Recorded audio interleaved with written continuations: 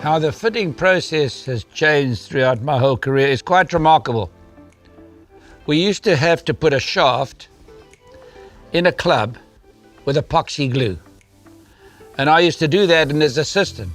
And then once you put the epoxy glue in there, you had a little cord and you wrapped it around and you tied it in a knot on top of that. And then you were scared that in spite of all that preparation, that the head might come off, which we invariably saw when we played golf, a head flying off the club, quite a common occurrence. So what we used to do then is have a little pin. We'd drill a thin hole through the shaft, right through the other side. We put a little pin in there, and then we'd rub the pin there and rub the pin there to make absolutely certain it doesn't come off. Now, once that was in there, you couldn't change it. Now, yeah, you got that little device, change it any way you like. It's actually, you know, when you've experienced what I did with the old clubs, never mind, can you imagine what Bobby Jones, who might conceivably be the best player that ever lived, I mean, he played with a walking stick as a shaft, and had no grooves on the club to speak about, and a chamois grip, and it was so heavy. And at St Andrews in 1927, he shot 285, which is maybe one of the great scores of all time. But the difference in the grips, you just slip a grip on now. You had to actually wrap the grip, you had to put an underlisting on, which was very sticky, and then you'd have to wrap that grip around there like this, and then again, you'd put the little tape or the cord around the end so the wrapping wouldn't come loose. So everything is so different. The shaft, I remember playing with Ben Hogan at Westchester. We were coming up, and he was one of those days where he said more than 10 words. And we were coming up and he said, fella, one day you'll see lightweight shafts, very, very light. And you'll see different metals in clubs. And you're going to see things change that you won't believe in.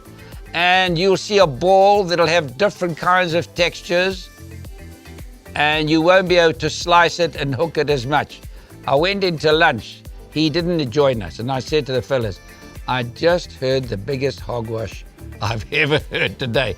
I couldn't visualize what he was visualizing. Of course, at that stage, he was in the golf course business. So here today we sit and we see a modern day rocket, a jet, as compared to an ox wagon.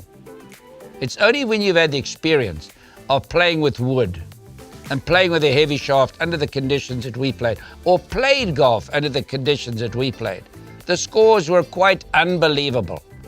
I mean, you got fellas when we played putting wise that putted maybe better than the guys today, maybe better, but never putted on a green like this in their lives. And you know, I look at a driver like this, and I love this driver so much that quite honestly, this PXG driver, I'm not exaggerating when I say this, I sincerely mean this, I hardly ever miss a fairway. Something that I never thought I would ever do. Of course, I'm a lot shorter now. I can hear the ball land when I hit it, it's a lot shorter. But I'm going to buy a 90 for this club. And before I go to bed at night, I'm going to wrap this 90 round and put it on the end of my bed so it stays hot. That is an amazing difference. In fact, they have a 64 degree.